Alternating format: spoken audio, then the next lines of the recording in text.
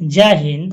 आज हम ट्रांसलेशन सीखेंगे और आज का जो पहला ट्रांसलेशन है कि गर्मी के दिनों में जल का खपत बढ़ गया है। तो ये जो ट्रांसलेशन है दो भागों में है। पहला पार्ट है कि जल का खपत बढ़ गया है और दूसरा पार्ट है कि गर्मी के दिनों में। तो जल का खपत लिखेंगे कि वाटर कंजम्पशन, और क्या हुआ है, वाटर कंजम्पशन हुआ है और क्या हुआ, बढ़ गया है। तो इसको लिखेंगे इंक्रीजेज। क्या लिखेंगे, इनक्रीजेज।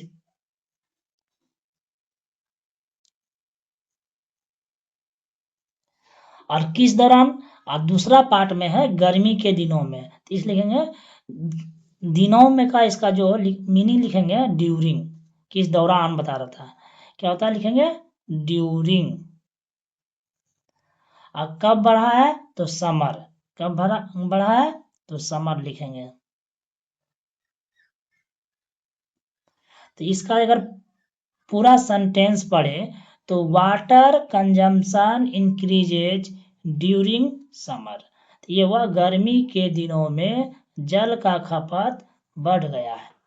और हम सेकेंड को देखेंगे तो ये कह रहा है कि इसके चलते पानी का स्तर घट गया है। अब इसमें कारण बता रहा है, इसके चलते। इसके जो इसका जब किसी को कारण बताना है तो ड्यू टू का प्रयोग करेंगे।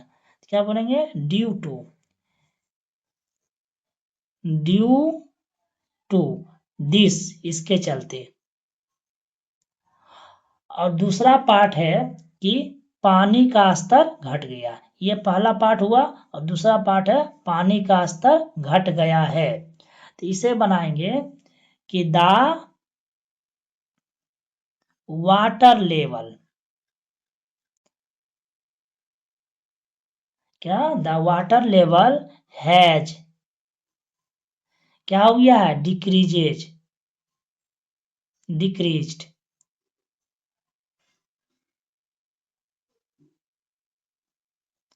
तो इसको बनाएंगे due to this the water level has decrease, decreased. तो मतलब इसके हुआ इसके चलते पानी का स्तर घट गया है।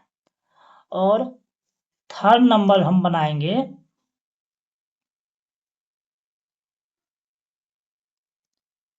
कि आजकल वर्षा कम होने के कारण इसका प्रभाव पड़ा है। तो ये भी दो पार्ट में। सबसे पहले आजकल वर्षा कम होने के कारण, तो यहाँ भी हमको कारण बता रहा है। तो जब जो ही कारण का बात करेंगे तो ड्यू टू का प्रयोग करेंगे। क्या लिखेंगे, ड्यू टू। अब क्या कारण है, तो वर्षा कम हुआ है, तो लिखेंगे लेस, लेस रेनफॉल।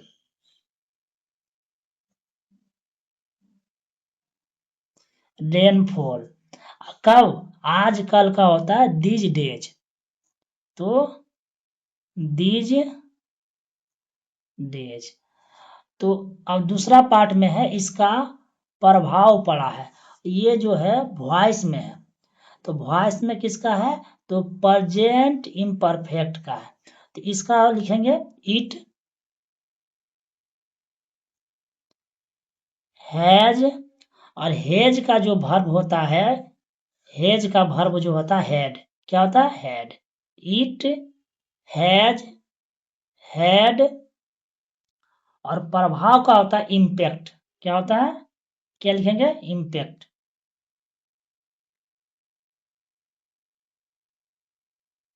तो पूरा जो बाइक हुआ कि due to less rainfall these days it has had impact. समझ गए होंगे। नेक्स्ट है और अंतिम जो ट्रांसलेशन है, ये कह रहा है कि सभी लोगों को एक एक पेड़ लगाना चाहिए। तो सभी लोगों को लिखेंगे एवरीवन। एवरीवन का मतलब होता है सभी लोग। तो एवरी वन है ना, लगाना चाहिए तो शुड क्या प्लांट ए ट्री।